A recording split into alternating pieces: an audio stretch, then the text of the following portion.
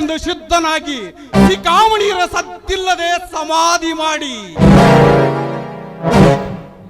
ಇತಿಹಾಸವನ್ನು ಸೃಷ್ಟಿಸಬೇಕೆಂದು ನನ್ನಂತ ಹಿಟ್ಲರ್ ಮಾತ್ರ ಬದುಕಬಹುದು ಈ ಸಮಾಜದಲ್ಲಿ. ಅದರಂತೆ ಬಣ್ಣ ಬಣ್ಣದ ಲೋಕದಲ್ಲಿ ಹರೆಬಂದು ಹಾರಾಡುವ ಪತಂಗಿಗಳಿಗೆ ಮಕರಂದದ ಆಸೆ ತೋರಿಸಿ ನನ್ನ ತೂಗು ಮಂಚಕ್ಕೆ ಎಳೆದುಕೊಂಡು ಹೋಗಿ ಹಸಿದವರಿಗೆ ಅಮೃತವನ್ನು ನೀಡುವ ನಿಷ್ಠಾವಂತ ಈ ಪ್ರಪಂಚ ಪ್ರಳಯಾಂತಕ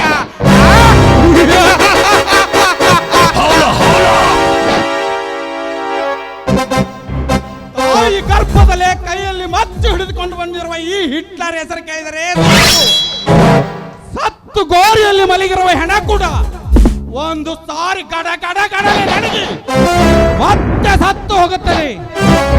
ಏಕೆ ಗೊತ್ತೇ?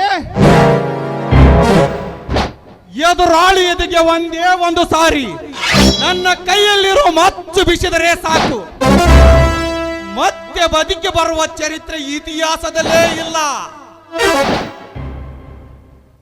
ಇಂಥ ಚತುರ್ಮುಖ ಬ್ರಾಹ್ಮಣದ ನನಗೆ ಕೇವಲ ಒಂದೇ ಒಂದು ಮ್ಯಾನೇಜರ್ ಪಟ್ಟ ಕೊಟ್ಟು ಕೋಟಿ ಕೋಟಿ ಹಣ ಸಂಪಾದನೆ ಮಾಡುತ್ತೇನೆ ಬೈರೇಗೌಡ.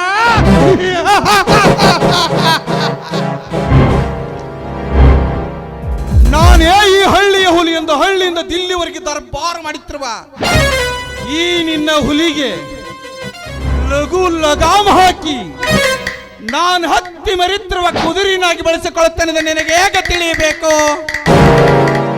ಒಂದು ವೇಳೆ ತಿಳಿದರು ಸೇಡು ತೀರಿಸಿಕೊಂಡು ಹುಲಿ ಎಂದು ಹಾರಾಡಿದರೆ ಇಲಿಯಾಗಿ ಬೀಳುವಲೆ ಈ ಬೇಟೆಗಾರ ಬೇಡರ ಬಲೆಯಲ್ಲಿ.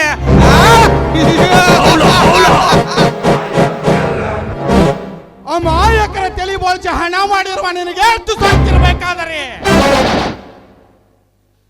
ಇನ್ನು ನಿನ್ನಂತ ಹಸಿದ ಹುಲಿಗಳನ್ನು ಗುರಿ ಇಟ್ಟು ಹೊಡೆದು ಅದರ ಹಸಿ ಮಾಂಸವನ್ನು ಜಿಗಿದು ತಿನ್ನುವ ಈ ಬೇಟೆಗಾರನಿಗೆ ಇನ್ನಷ್ಟು ಇರಬೇಡ ಮಗನೇ.